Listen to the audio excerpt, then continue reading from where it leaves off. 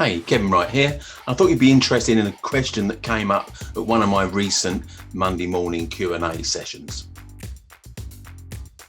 I go out live on YouTube at 8:30 every Monday morning, and a bunch of people jump on and ask me questions about property finance, and I answer them. So watch this video to see what answer I gave to this question. So can you please explain what SPVs really are and how they're used? In my mind, they conflict with your video on holding companies. Okay, right. So SPV stands for special purpose vehicle. Yep, special purpose vehicle. Now, it's a limited company. Nothing different to a limited company. It's a limited company. Now, there are two types of limited company. They're not legally different, but their usage is different. So with a normal limited company, so I don't know, let's just have a scenario, right? You and me, Box, we decide we're going to go into business and we're going to fit kitchens. So we're going to set up a limited company and we're going to trade year after year after year, and we fit kitchens. That's what we do. Yep. Maybe we link up with a couple of kitchen showrooms and they feed us work, whatever. Okay. So that's we form a limited company. We're both shareholders of the limited company, presumably 50-50, although it doesn't have to be. So, each year we get our accountant to submit our accounts, so that's a limited company. And, there are hundreds of thousands probably of limited companies doing exactly that across the UK. Now, so in other words, there's no distinct shelf life to that. We're setting up on an ongoing business. We're trading. Now, you could do it on your own. I could do it on my own. So you don't have to, have other shareholders in your limited company. You can be the only shareholder. Doesn't make any difference. Now, there are other instances where you need the limited company structure. Maybe you've been advised by your accountant on that, but this is not an ongoing trading situation. And the most common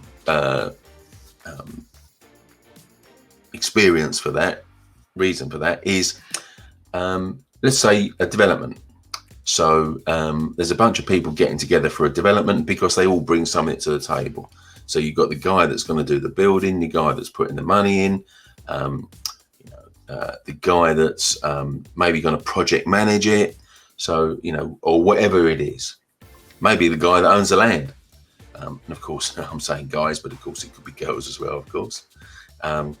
So these people say, right, let's get together to do this project. We want to work on this project. We don't necessarily want to work together, or all of us want to work together in exactly the same way after this project. So what we'll do is we'll set up an SPV, a special purpose vehicle, which is still a limited company, but we don't intend for it to be trading on an ongoing basis. We just want to get together for this project. We'll do what needs to be done. We'll make the money.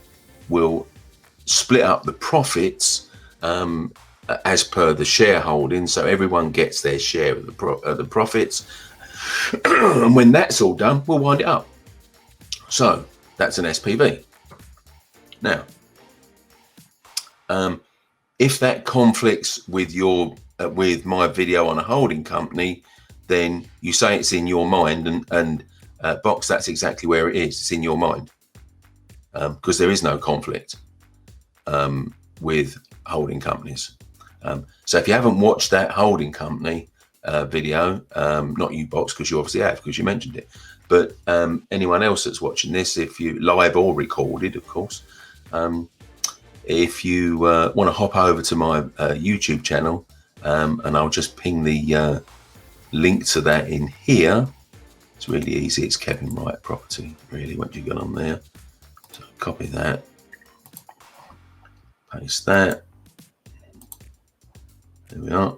So hop over to the YouTube channel and you'll see me explain why lenders really don't like holding companies. I'm not going to explain it again here because that makes doing the video pointless.